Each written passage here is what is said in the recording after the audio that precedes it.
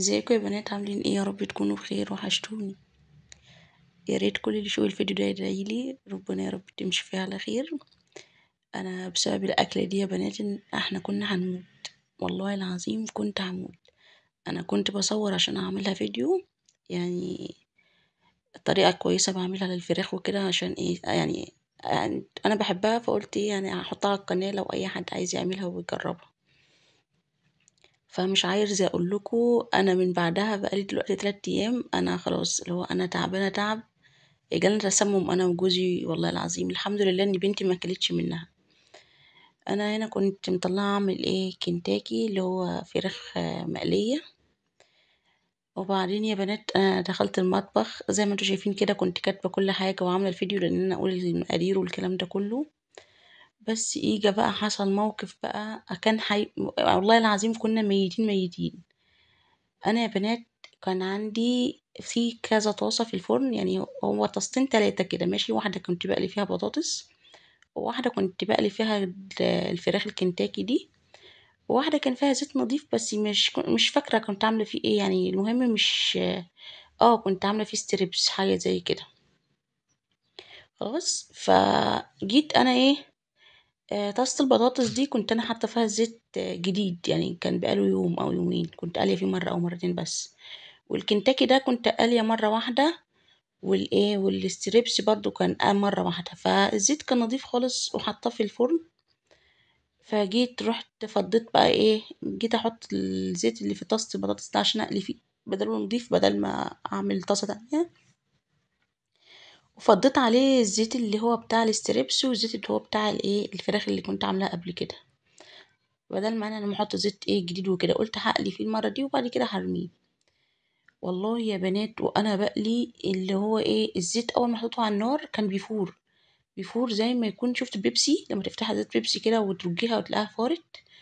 كان بيقلب على البوتاجاز. حتى اللقطة دي من كتر ما احنا يعني مش كنت نهضة ان انا اصورها، يعني انا كنت جوزي ماسك الطاسة وانا بمسح والزيت بيفور ونطفي النار والبوتاجاز بقى مزبلة.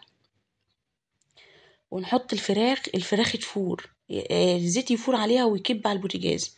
مش عارفة من ايه، المهم خدت وديته ورحت مفضية الزيت في حلة، وقلت الحلة هتبقى عرفتها عالية عن الطاسة. وكملت قلية. وبعد لما خلصت قلية، جيت بقى يا بنات عملت شوية رز وعملت شوية سلطة ومخلل، وجينا عشان ايه، عشان نتغدى. اقسم لكم بالله بعد ما كلنا بنص ساعة مغص في بطننا بقى، وايه، وجع وترجيع انا وجوزي. والحمد لله الحمد لله يا رب ان انا البنوته واحنا بنتغدى قلت لها تعالي كلي، قالت لي لا، يعني هي لسه صغيره، قالت لي لا مش عايز تاكل. فيعني ده من فضل وكرم ربنا، اللهم لك الحمد يا رب. اقسم بالله العلي العظيم انا لو بنتي كان كلت كان ماتت. احنا دننا يومين اللي هو والله والله زي ما بكلمكم، اسهال وترجيع وايه ونار في بطننا كده، وزي ما يكون حاجه مغليه في بطني من جوه انا وجوزي. فانا الفيديو ده عاملاه بس ان انا اطمنكم عليا، وان محدش يحط زيت على اي زيت تاني. ويا ريت اللي يعرف سبب ده كله ايه يقول لي. بس انا الزيت كان نظيف والله يا بنات. ماشي، فانا الحمد لله بخير، وان شاء الله نرجع نعمل فيديوهات مع بعض. وان شاء الله انا حبيت اوعيكم بس، محدش يحط زيت على زيت حتى لو عامل فيه مرة واحدة. لازم ايه، زيت نظيف. انا مش عارفة ايه اللي حصل، فلو حد عنده فكرة للي حصل ده يا ريت يكتب لي في التعليقات ليه عمل معايا كده، او ايه اللي حصل بالظبط. اللهم لك الحمد يا رب، اللهم لك الحمد يا رب ان هي اجت على قد كده. وان شاء الله يا بنات باذن الله نبدا مع بعض الفيديوهات تاني باذن واحد احد. وان شاء الله اشوفكم في فيديو جديد، ادعوا لي ربنا بس يعني. انا لسه الالم في بطني والله، وبعدين انا تعبانه اقسم بالله، فيعني الحمد لله يا رب. فشكرا شكرا من قلبي ليكم، وربنا يخليكم ليا يا رب. مع الف سلامه.